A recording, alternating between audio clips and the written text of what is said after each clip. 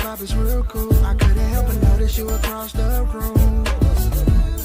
Oh, let's follow up with a drink, you know it's on me. Then maybe we can talk a little bit so we can see if this night can lead to you staying with me.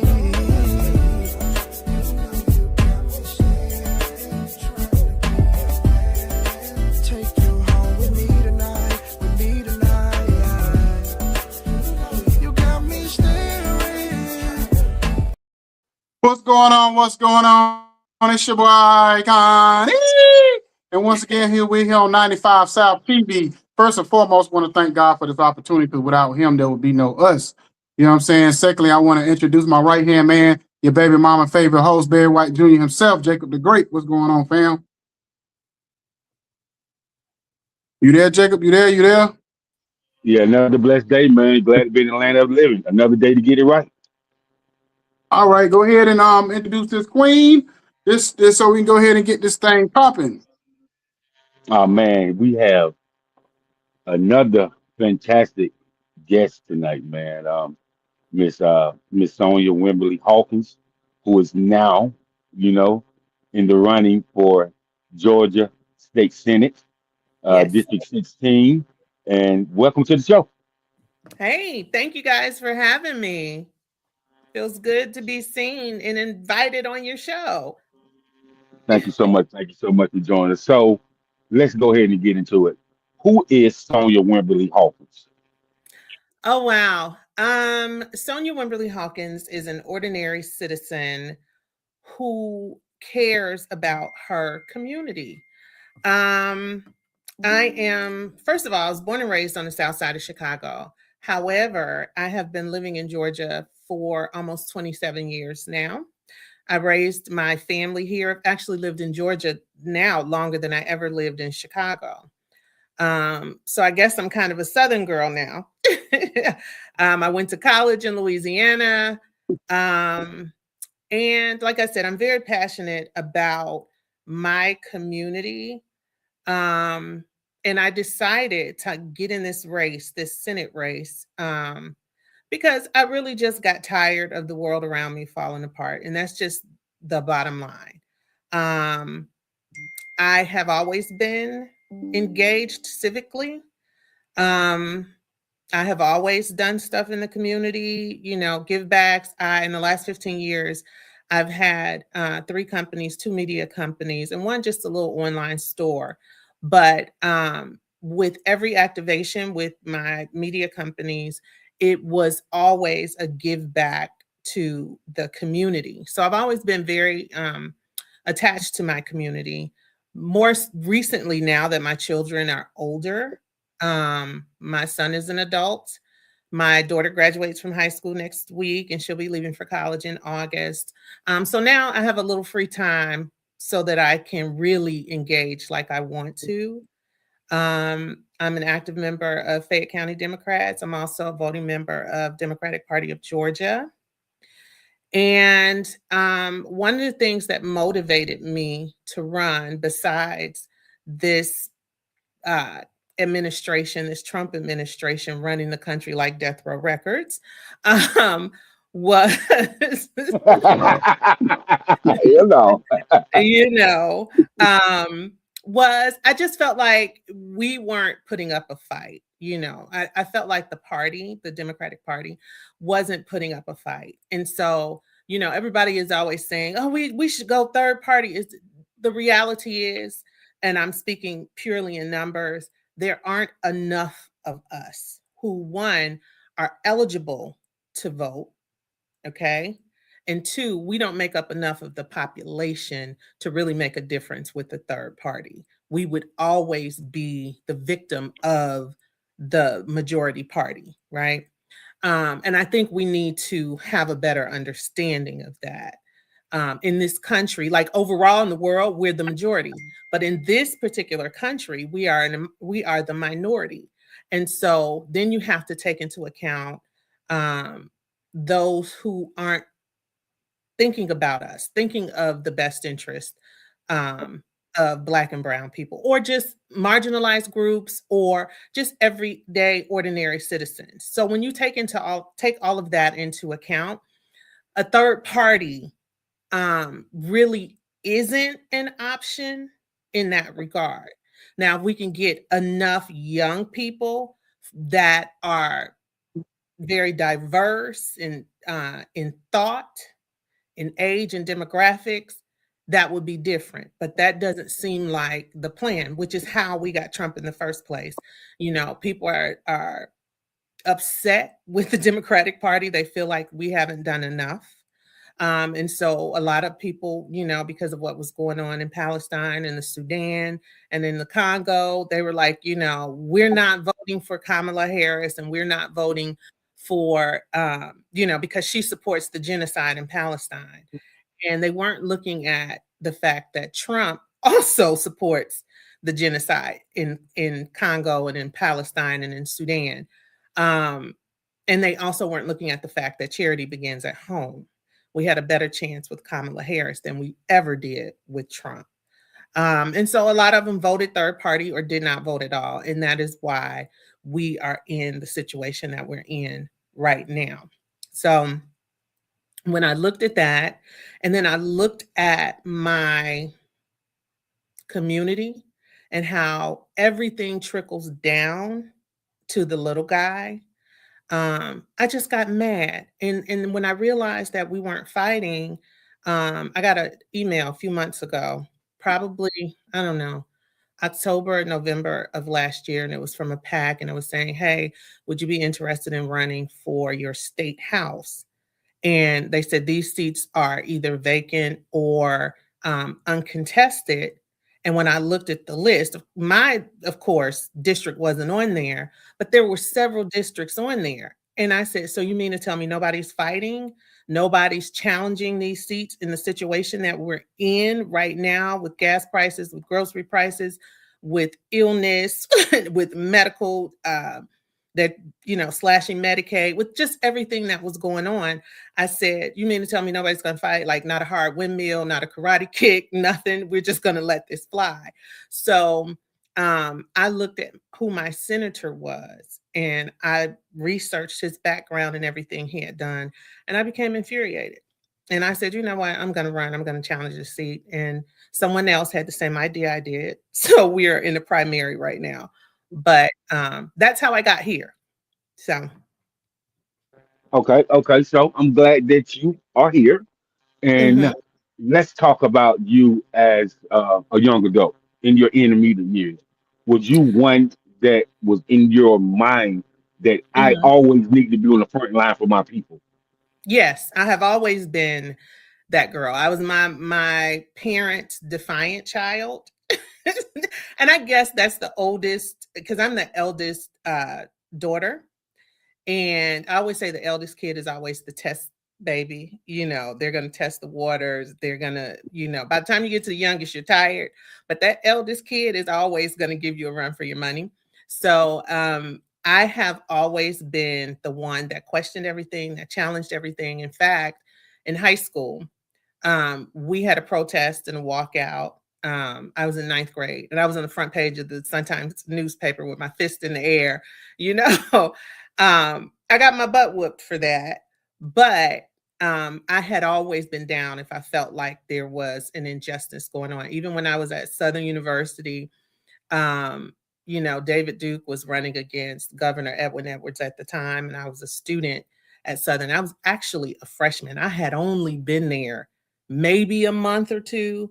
And so they had members from his campaign come on for Governor Edwards' campaign to come on campus to kind of recruit students to say, hey, do you want to go door to door and ask people, do they want to get registered to vote? Or if they were registered to vote, find out if they had a voting plan, if they needed a ride to the polls. And I volunteered. I was like, yes, we can't have the Grand Wizard of the KKK, as governor of Louisiana. So, I had always been about that life, fighting for marginalized groups, not just Black people, not just women, but also LGBTQIA people, Hispanic, Latino people, immigrants. I can't stand a bully. And so I have just always been the person that's going to speak up and stand up to the bully. I'm a shorty, so some people say that's little person syndrome. So I have just always been that person. I'm going to be the vocal one, because it, at the end of the day, I've learned that we are more alike than we are different. And I've learned to look at this system and see it for what it is. And I always tell people, the reason there is a 1% is because they don't want a 2%, they don't want a 5%, they don't want a 29%. They want to keep the 1%, and they want the rest of us to starve. And that's just the truth of the matter. Um, I will never understand why a common man idolizes these billionaires, because the reality is, if you're 45, you're not going to be a billionaire. You're more like me than you are like Donald Trump or Elon Musk or any of those other guys. Um, I've noticed in recent years, and not necessarily in Georgia, but in other states. For instance, I'm going to use in other cities, I'm going to use Chicago and New York as examples. They have new progressive mayors who want to put a head tax. They want to tax the rich and tax these major corporations. And you have poor people and and lower middle class people saying, well, no, I'm not going to have a job if you tax the rich. Leave those people alone. And I'm thinking to myself, well, who's going to incur the cost? Are you voluntarily saying that you're willing to pay these extra taxes so that you can keep your job and the wealthy can stay wealthy? I think we have been conditioned to believe that we should work for our government, not just paying taxes, but actually work for our government versus our taxes working for us. And that is backwards to me. If I'm paying taxes, I expect a certain return on investment. So, just speaking globally, or nationally, rather, I look at the money that we spend, that we send to places like Israel, um, to fight this war, and I'm talking billions of dollars, and we don't have healthcare. We don't have free healthcare here. We don't have universal healthcare, but they do. Okay. What sense does that make? Does that make sense to you? It doesn't make sense to me. Our college for a 4-year degree is six figures. When I was in school, I think I was paying like $3,700 a semester, or maybe even a year. I don't remember now, but I sure enough know it wasn't $100,000 for a 4-year degree. That wasn't Harvard. I don't even think Harvard was that much back then. They go to college for free, and we're sending them billions and billions of dollars. So to me, that does not make sense. It's just nonsensical. So I started questioning things early on, like here in Georgia. I don't know if you guys have been paying attention to the news lately, but there's a data center down the street from my house. I can literally walk to the data center that they just built. It's probably been there. I think they broke ground on it maybe last summer, early part of last fall. It's completely up and running, and they're building another one right behind it. But if you've been watching the news, um, depending on the publication you've looked at or you've seen, that data center stole 28 million gallons of water. Politico says it's 30 million gallons of water. The water pressure in my community was sucky for all of my neighbors. Now, I didn't have any issues with mine, but everybody in the community began to complain because they're saying, why is our water pressure like this? What's going on? They called the water company, come to find out it was the data center. So this is one of the reasons I jumped in the race too. I was saying, who approved the data center? Nobody knew anything about it. But if you're not going to these community meetings and these county meetings and these board of commissioners meetings and these PSC meetings, then you don't know, because these are the people who are signing off on this crap. And it impacts everything. You know, one of my key things is with this campaign is that policy is personal. And this is what I want all of us, especially Black and Brown people, I want us to understand just how personal policy is. Everything from a street light to a stop sign to how much your water bill is or your gas and electric, all of that is policy. Somebody is signing off on that. So it really matters who you elect to these positions or who you don't elect, right? So when you look at the school board and you're going in the booth to vote, some people don't even go to vote. But if you're going in the booth to vote, you need to know who you're electing to the school board and to the superintendent, because that impacts the value of your house, because your school system really has a bearing on how much your home is worth, the value of your home. And quiet is kept, it actually has an impact on that pipeline to prison, because of what are your schools going to be like? You know, who's in charge of that? So these things are really serious. We like to go in and vote for the president, and we like to vote for. We struggle with the midterm elections, which is what these are coming up. But and the presidency is important, but we don't realize that the president, his most important duty is foreign policy. That's his most important duty. Everything else, you have governors, you have Congress, you have state legislators, your senators, and your state representatives, all of that, all of those people, that's who really has an impact on you. Foreign policy has an impact on you, but definitely your state and local, at the state and local level, that is your lifeline. And so we have to be active, we have to be involved, we have to show up to these meetings.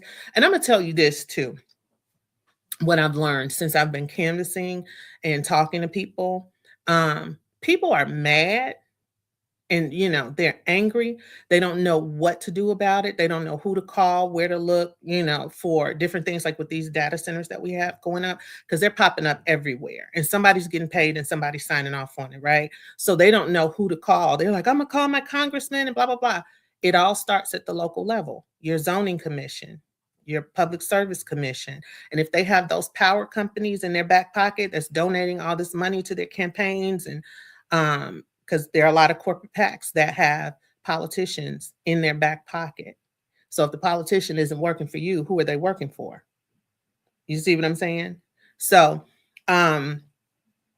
it's a lot of stuff that we don't know because we don't ask questions, and we don't ask questions because we're intimidated by the process. And we have taken civics out of high school and elementary school. So people really are lost. So it's up to us, my generation, because I'm seasoned, but it's up to my generation to educate the next generation of leaders, right? We have to be comfortable enough with getting older and giving up these seats and not holding on to them and guarding them, and then leaving young people with nothing, no knowledge, and they're just winging it. So it's up to my generation to pass the knowledge on to the younger generation and to get them involved. So what I want to say to your listeners today is, don't be intimidated. Don't be afraid. They're not smarter than you. They're not. They may speak the King's English, and you may speak AAVE or whatever your language is. They're not smarter than you. You have a voice, and you can make your voice heard. Go to those meetings and ask questions. Don't be intimidated by that. If you're intimidated by paperwork, somebody there can explain it to you. Start going to that stuff. So, your voice is your vote. So, Okay, okay, hmm, okay. So let me say this, to you, and I'm so glad you're on here, right? So hmm, I'm reading, because I read a lot. So I'm seeing in the greater Atlanta metropolitan area there hmm, are 30 schools closing down, hmm, and I'm reading these schools have been closing down because the funds have been mishandled. hmm, Because if anybody know anything about the education system, they know that educational grants are millions and millions and millions of dollars. Mhm. It ain't like no 2, 3 million. Because I can tell you, my high school, Mhm. on 2 years ago, they got a $40 million grant. Mhm. Built a new elementary school, built a lot of stuff. So when I hear a city like Atlanta that takes in, that metropolitan area that takes in a boatload of money, and it's 30 schools that's closing down. So this Mhm. means that these classrooms are going to have 30 plus kids in them when they migrate to the schools that's already running and staying open. So how are these kids getting the proper knowledge or the proper teaching when you got 30, 35 kids in Mhm. one classroom? So since you're running for a position in the state of Georgia, Mhm. what are some things that you would do to change the narrative on education? Well, one, unfortunately, I am unfamiliar with the 30 schools that are closing. That's probably Metro Atlanta. I'm south of Atlanta. I'm in Fayette County. My district is 16, so that's Fayette, Spalding, Pike, and Lamar counties. So Fayette County is ranked number 2 or 3, depending on who you ask or what publication you read. We are ranked 2 or 3 in performance in the entire state. Okay. However, that is not the case with the rest of the county, with the rest of the district, with Spalding, Pike, and Lamar. So that in itself is an issue. There is not an equal distribution of resources for the other schools. And that's something that bothers me because I'm someone who grew up in a public school system.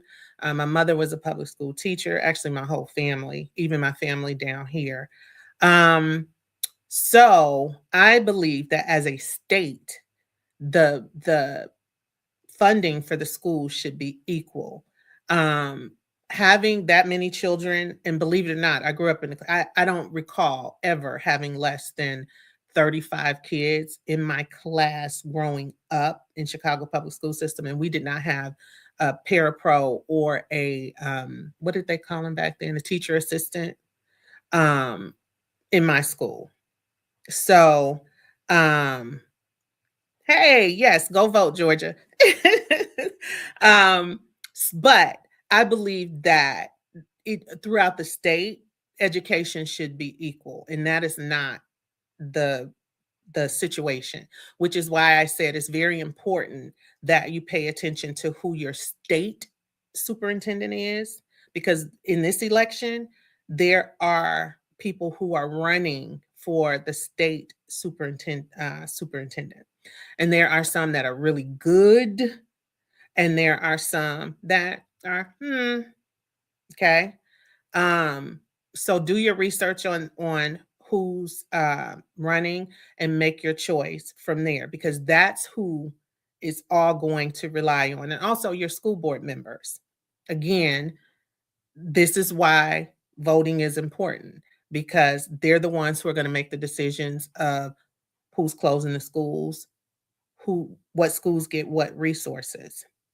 Um, so my suggestion is, and this is for the voters out there, start going to the meetings, make your voice heard, and make your voice heard in the voting booth. Right, right. So, and the reason I asked about the education system because I definitely have a problem with how the funds have been cut, especially for autistic children. Um, Yeah, people yeah, have and to realize three out of 6 kids are born autism nowadays, yes, and so my if you don't yeah, have the proper teachers in those classrooms mm-hmm, and the mm-hmm, programs are getting cut mm-hmm, for autistic mm-hmm, children, mm-hmm. I definitely have a problem. And then it seems like nobody is really talking about that in the education system. Okay, so here is the thing: when Trump got rid of DEI and affirmative action, um, and dismantled the Department of Education, um, that's what's really going to impact special education. One of the issues in Georgia, and not just Georgia, throughout the United States, teachers are just really underpaid. I think Chicago and New York have, maybe Hawaii have the higher paid teachers, but excuse me, when you look at the cost of living, they really don't make a whole lot, right? So one of the things, and they're stripping them too of resources and the things that they need, right? One of the incentives that we should have, one is to raise teacher salaries, right? Because that will attract younger teachers. It'll attract young people who want to teach, who did not necessarily go to school for teaching. My son is a data scientist by trade. He has a master's in data analytics. He is now teaching math because he loves it. And he also teaches special education in a high school out in Henry County. So we need to come up with innovative ways to inspire young people to want to teach. Right now, you have overcrowded classrooms, you have underpaid and overworked teachers. They're not allowed to be as creative as they possibly can. And they just really don't have the funding and the resources that they need to teach in terms of technology or support, or they, feel like they are lacking in support. So that's a major problem, and that's just not in Georgia. That's what I said, Chandra. I'm reading the comments too. During our time, we had 30 plus students and no teacher assistant, whatsoever. And I don't think that's fair to kids. So yes, I think we need to come up with incentives. And one of the incentives that I have come up with was finding a way to pay teachers more to attract young people. Yep. Okay. Reading and math I scores are can know. down. Mm-hmm. Good. And let me say this too. With the children, you mentioned autistic children. My nephew is autistic, and he, graduated high school. He's enrolled in another, I don't want to say college, it's like a technical college that he's in to teach him a skill in a trade. All of those resources, when they dismantled the Department of Education and got rid of DEI and affirmative action, that takes away from special education because that falls under diversity, equity, and inclusion and affirmative action. So everything is connected and everything is tied together. And we need to remember that while we're out here cheering for Trump, he's taking away needed resources from children. And, autism falls under that. Even IEPs, Title I schools, all of that. Okay. All right. So I got a question. I got a quick curious question, and I'm gonna jump back to some other stuff. Okay. So we know we got the soccer tournament coming up next month. Mhm. And so just like when the 96 Olympics came, they tried to clean up the crime. So what are they doing this time? I'm pretty sure they're trying to clean up or try to put a mask on the homelessness. Because I know they don't want all the homeless people running around doing this tournament. Yeah. Well, one thing they're going to have, because they're building the soccer tournament, actually in the soccer stadium or whatever it's called, the arena, it's down the street from my house in Trillith. The family that owns Chick-fil-A, the Cathy family, they own this it was called Trillith. It used to be a movie. Well, it still is a movie studio, and they turned it into its own little town. So that is where the training facility and all that stuff is, down on this end, the southern end of Metro Atlanta. So as far as the homelessness, I have no idea what their plan is to get rid of the homelessness, but they are going to bring them to the more affluent area to make it and say, this is Atlanta. It's not, it's Fayette County. Gotcha. For the training facility. You see what I'm saying? So it's all marketing. But yeah. So because I used to live in Clayton County, so I know how bad their school system is. Because my kids graduated from Forest Park, and me and the principal had me and him had a couple of rounds. You know Yeah, what I and how long mean? ago was that? Because it was at one point they had lost their accreditation or was getting ready to lose their accreditation, and I had Yeah. never seen that before. That was like, what, early mid-2000s? No, they was about to lose it when my kids was there. And this was between like 17, 8. Cause my son graduated in 19. Oh, My wow, daughter, yeah. So this was back because I remember when they were in school. Then they kept mhm, saying they might lose their accreditation. Then when they were in high school, so wow. this was like back This then. So That was the yeah. second round then, because in the early, like, mid-2000s, they were getting ready to lose their accreditation. It was around the time Atlanta fired all of those hundreds of teachers, Hmm. and, um, and I think it was APS and, oh goodness, was it Fulton County? I can't remember.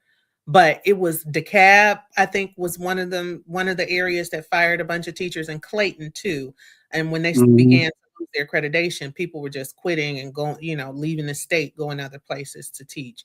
But yeah, um, that's what I mean when I say that all children deserve a good education, and it should not be a situation of where it's the have and the have nots, and the have the better education and the better school system, and the rest of y'all it's whatever. You know what I'm saying? So like I said, Fayette County is like ranked 2 or 3 depending on who you ask or what publication you read throughout, within the state. But the rest of District 16, they don't have those same bragging rights. Why? We're in the same district. Hmm. Why? Yeah. Why can't we fix that? All Yeah. kids and Yeah. children need to have equal opportunity, you know? Yeah. So, Uh-huh. Yeah, definitely, definitely. So let's go back to when you was talking about the Democrats and the Republican Party. And I mhm, think what the last election, major election, that everybody was frustrated was the mhm, Democrats. It was like we was running a clown show. You know what I mean? It mhm, wasn't nobody that was consistent that nobody wanted to vote for. And then before mhm, Biden dropped out, it was like the less of the two evils. And mhm, I'm not a conspiracy theorist. But mhm, in my opinion, in this one situation, I felt like this whole Kamala Harris situation was a setup. They know mhm, good and doggone well she ain't have a snowball chance in mhm. hell to win an election in 3 months. You know what I'm saying? When these Right. people campaigning for 2 years and they expect her to campaign in 3 months and win. Okay, so let me tell you, and I don't want to be a conspiracy theorist either, but one thing I know for sure is politics is dirty. There's there are no friends in politics, right? And nobody has loyalty, like literally nobody. All right. So now that we've gotten that out of the way, right? With Kamala Harris, I believe, and this is just, I'm not a Chuck Schumer, Nancy Pelosi fan. I am just not a fan. I was never a fan. Did not like them under the Obama administration. It's just something about them that comes off as inauthentic, and just really not caring, right? So basically, in my mind, and after reading Kamala's book, she kind of confirmed what I was thinking. Um, it was a let's throw her out there, because we don't want Biden to be president to get a second term, because he said he was going. I don't know if you remember when he ran the first time, he said he wasn't going to run again, right? Mm-hmm. He said, I'm going to go one term and then I'm going to turn it over to somebody else. And then the time came and he didn't want to turn it over. So they got all the celebrities speaking out, say, oh, he's old, he's senile. Now, mind you, he and Trump are close in age. It's really not that much difference, right? Um, but the American people are so easily swayed by celebrity and what Mm-hmm. the masses are saying. They're not, pulling the veil back, watching what's really going on. So, basically, and this is just my opinion, Nancy and Chuck were like, listen, we'll throw Kamala out there, and if Trump wins, we'll let him have these 4 years, and then we'll take it back over. It was a power struggle, right? Mm-hmm. We'll take it back over after she loses. We'll just let him have this, not caring about what was going to happen to the American people. That is just But my thought. can I say this? Mhm, Because this is the thing that bothers me with the mhm, Democratic Party and mhm, whatever. when especially with the Trump now, when Trump gets out of office, maybe he could go back to, I ain't gonna say things as usual, but Mm-hmm. I felt like the Democrat representation was too much of a politicians. Meaning they would you know how how you get trained to smile on this and do Mm-hmm. trained a certain way. Where Mm-hmm. Trump was just being authentic, whether you Yeah. like him or dislike him, he was Yeah. being authentic.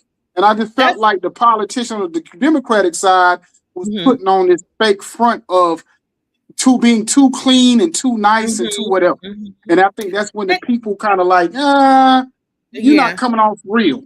You know what I Yeah. mean? So that has been a complaint about the Democratic Party for a long time. And one of the reasons people liked Jasmine Crockett so much was because she didn't put on any airs. She told it like it was, right? It's why people were attracted to Marjorie Taylor Greene, because she was loud and wild and ignorant and said, you know, whatever, whatever came to her mind. And that's why she was raising millions and millions of dollars, because it, people like authentic people. They're drawn to it. Mhm. Um, One thing that I can say this Trump administration has uh, taught me is respectability politics is just out the window. There's no such thing. There's no need for it. Like, as African Americans, we walk around and we're always trying to be so, buttoned up and prim and proper. And because we don't want people looking at us a certain way. But I'm looking at who's in the White House and his whole full administration, and it's the hood. Mhm. It's the hood on steroids. So it taught me that respectability politics is out the window. People like real, people like authentic. And I don't know how to be any other way other than authentic. I'm gonna tell you what it is. I'm gonna tell you what I think, how I feel about it. And that was one of my critiques with the Democratic Party. We are very play by the rules. Like Michelle Obama said, what did she say? They go low, we go high. Yeah, no, I'm taking Mhm. it to hell. Well, let me ask you this question. Let me Yeah. ask you this question before I throw it back over to Jacob again. Mm-hmm. The one of the things that I looked over the last couple of years is that the black so-called black leaders, like you might Mm-hmm. not have, like Jesse Jackson might have had his ways and Al Sharpton Mm-hmm. might have had his ways, but when the rubber hit the road, Al Sharpton was somewhere on that front line helping out, Mm-hmm. doing whatever he had to do to try to put kind of light on situation, was it with a George Floyd or Trayvon Mm-hmm. or whatever it was, whatever Mm-hmm. civil rights thing that was going on, he was there, and Jesse was somewhere close behind. Where I feel like these new black leaders, it's all about being on CNN and Fox and selling a book and putting on the Mm-hmm. front, but they not really. When it's time to be on the front line, I don't see none of these people. I may be wrong. You tell me. I don't see none of Well, them on the front line. I'm gonna tell you this. One of the people that has been on the front line, well, two that have been on the front lines have been Tamika Mallory. My son, the general, is someone else. Okay, yeah, Trey, I know. yeah, Trey the Truth is another Mm-hmm. one, out of Texas. People can't stand Jamal Bryant. Like, they hate Jamal Oh Bryant. yeah, They yeah, talk yeah, so they much do. smack about him, but he is on the front lines. He's going to tell the Okay. truth. We have media giants. People can't stand Roland Martin. They think he's loud and obnoxious. But the reality is, Roland Martin is educated and he's going to tell you the truth. He's going to tell you what's happening. You may not like his delivery, but he's going to tell you, what it Mm-hmm. is. So we have those leaders who are on the front lines who really love us and care about us. But the grifters like Stephen A. Smith, grifting from sports into politics Mm-hmm. and misogyny on the side, um, Mm-hmm. they're getting more attention because they're more popular. You see what I'm Yeah, saying? Even yeah. though what they're saying lacks substance. Shannon Sharp is another one. Even though, Arrested Development is what he specializes in. um, he's more popular. His nightcap show is getting Mm-hmm. millions of views to talk about stuff that really doesn't matter. Mm-hmm. So we have to get out of the entertainment headspace. I'm somebody who has worked in entertainment, has written, blogged for publication, all these things, right? But there's a time to play and there's a time to be serious. And now is the Mm-hmm. time to be serious with our voting rights being under attack all over the South, with these data centers coming up, which popping up all over the South, all over the place. Those are surveillance mechanisms. They are surveilling us. And that's why they're putting them all over the South. Okay.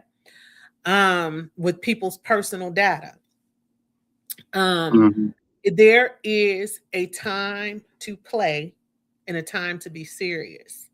And this is the time to be serious. We just have to weed out the stupidity.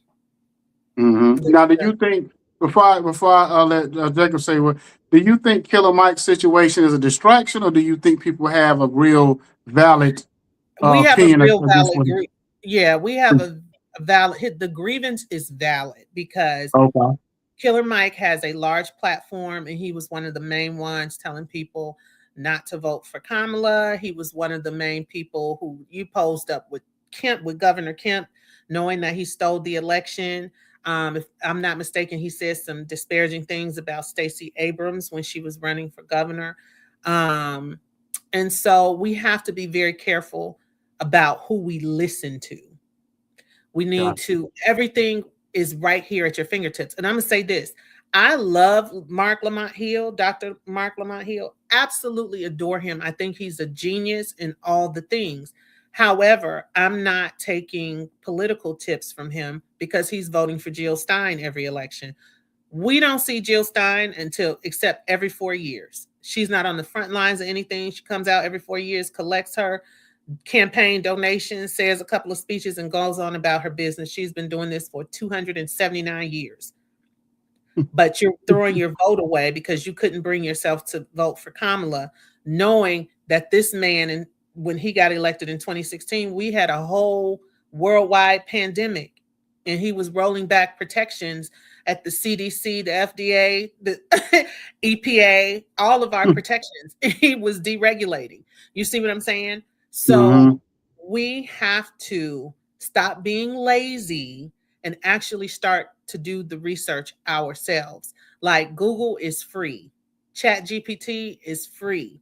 Like you can really go and look at this stuff and research it and read it yourself to find out, who the best candidates are, what they stand for, what they have done, what they haven't done. I like Lene, is her name Lene Venai or Venezi?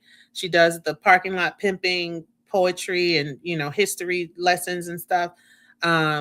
She did her ballot for Atlanta because she lives in the city of Atlanta, and she said, "I did it so you don't have to do the work." I am appreciative that she did that, but I still want people to do the work. I want them to get a copy of the ballot themselves, and I want them to go to websites, read about these people. I want them to the people who are running for re-election. Like there's a young lady that is in DeKalb County. Her name is Kim somebody. She's the state senator. There's a girl challenging her. There's a young lady challenging her. And the young lady challenging her is calling her out on her mess. You have taken all of this PAC money. Like she's airing her out because they feel like you or Kim has not done what she should be doing, and they're of the same party.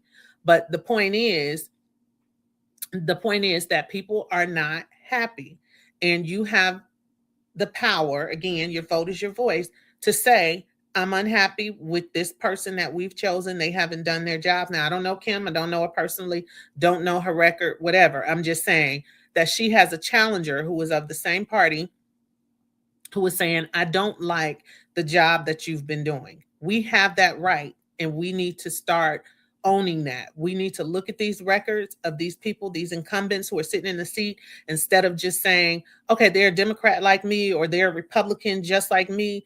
What did they vote for? What bills have they sponsored? What bills have they co-sponsored? What bills did they vote on?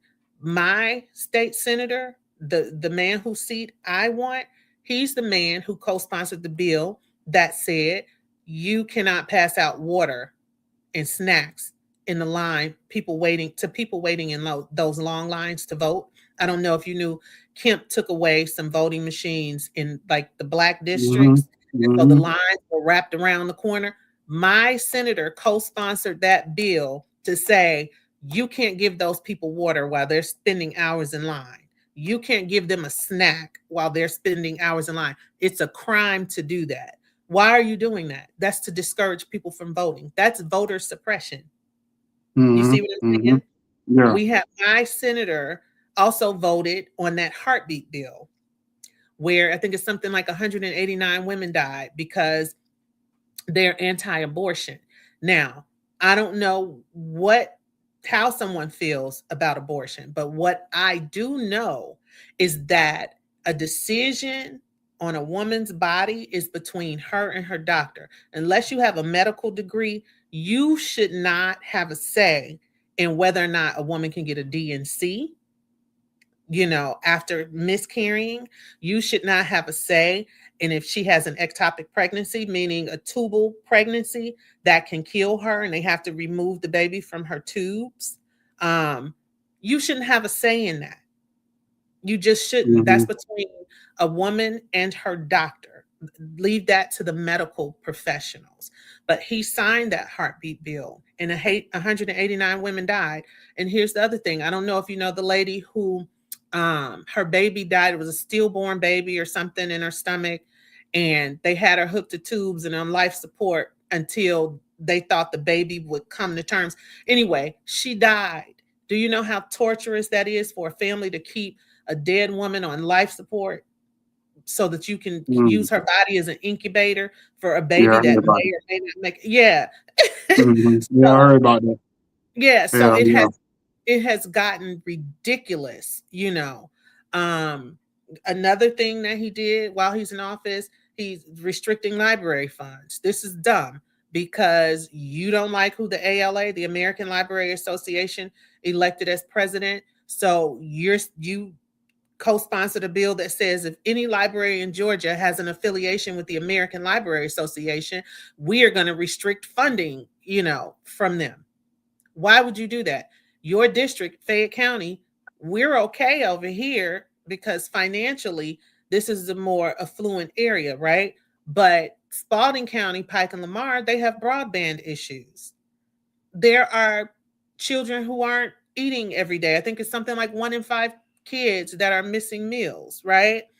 So why are you taking away resources if these libraries are affiliated with the American Library Association based off of your personal beliefs, your religious beliefs, or whatever your personal beliefs are, right? So there should be a separation of church and state. There just should be, because not everybody is going to believe the same, right? So we have to start looking at these policies. You can go to Ballotpedia and read every single thing that they've sponsored, that they've co-sponsored, whether you agree with that, how that impacts your life, your everyday life.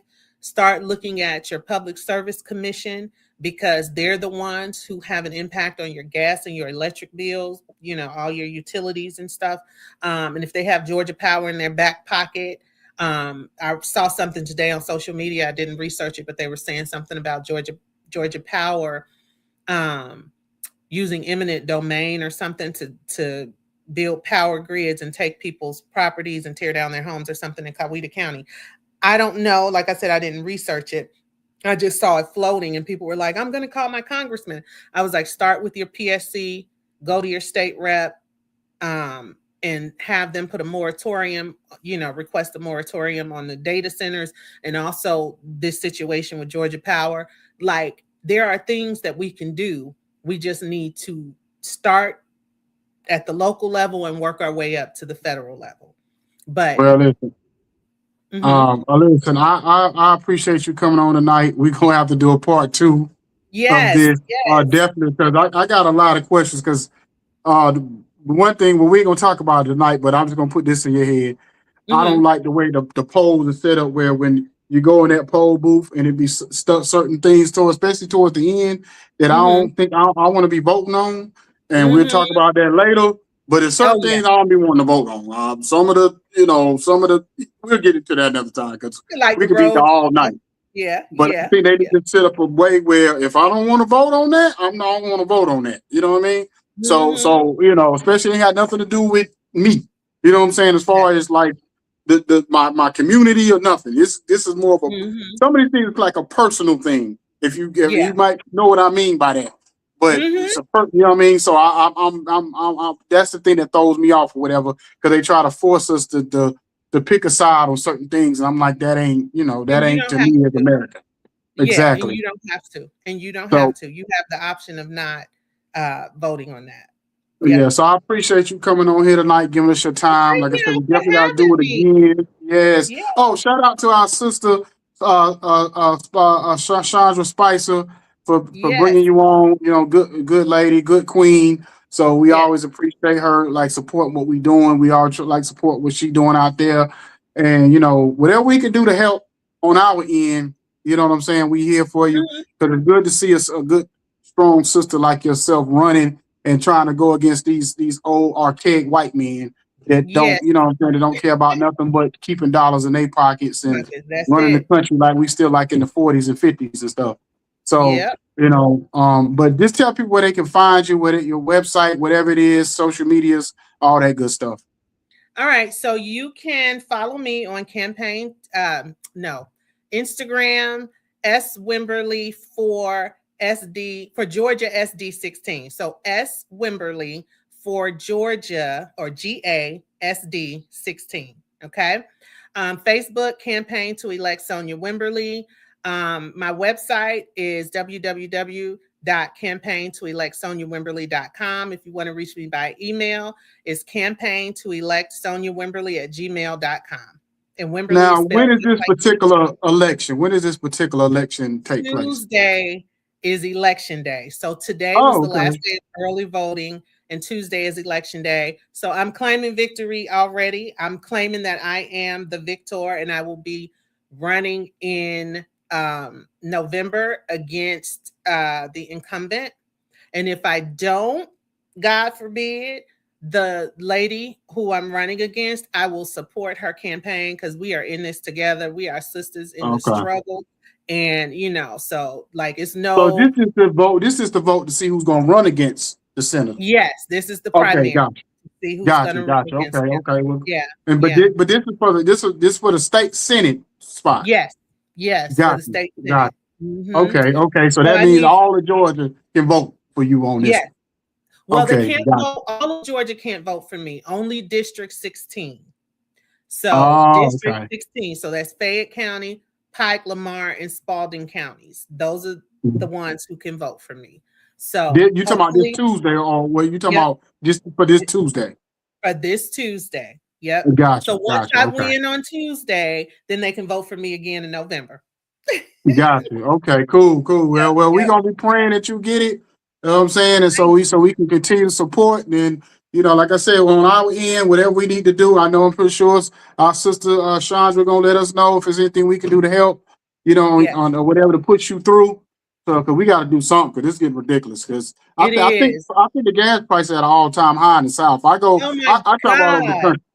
Yeah, I travel all the country. So I go to California and all that. They always been high.